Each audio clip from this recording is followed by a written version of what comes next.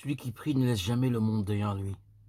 Si la prière ne recueille pas les joies et les douleurs, les espérances et les angoisses de l'humanité, elle devient une activité décorative, une attitude superficielle et théâtrale, une attitude intimiste.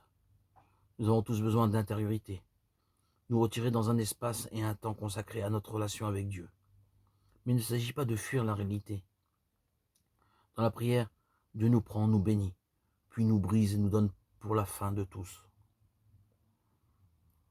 Chaque chrétien est appelé à devenir entre les mains de Dieu, pain rompu et partagé. C'est-à-dire une prière concrète, qui n'est pas une fuite. Ainsi, les hommes et les femmes de prière cherchent la solitude et le silence, non pour ne pas être dérangés, mais pour mieux écouter la voix de Dieu. Parfois, ils se retirent du monde, dans le secret de leur chambre, comme le recommandait Jésus, Matthieu 6, 6.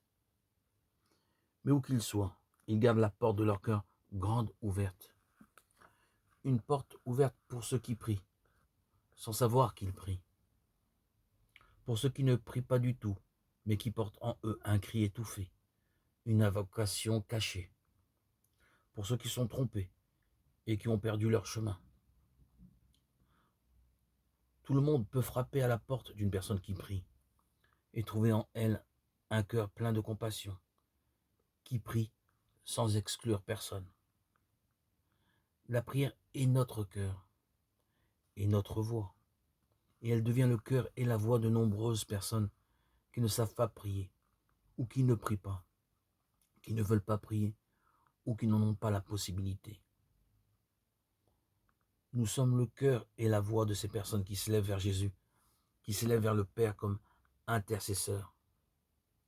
Dans la solitude, que ce soit la solitude d'un long moment ou d'une petite demi-heure, celui qui prie se sépare de tout et de tous pour retrouver tout et tous en Dieu. Ainsi le priant prie pour le monde entier, en portant sur ses épaules les peines et les péchés. Il prie pour tout le monde et pour chaque personne.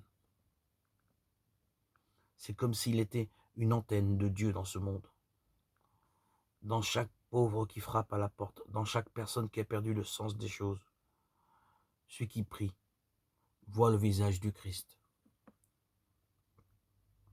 Intercéder, demander en faveur d'un autre, est le propre d'un cœur accordé à la miséricorde de Dieu. C'est magnifique. Quand nous prions, nous nous mettons au diapason de la miséricorde de Dieu.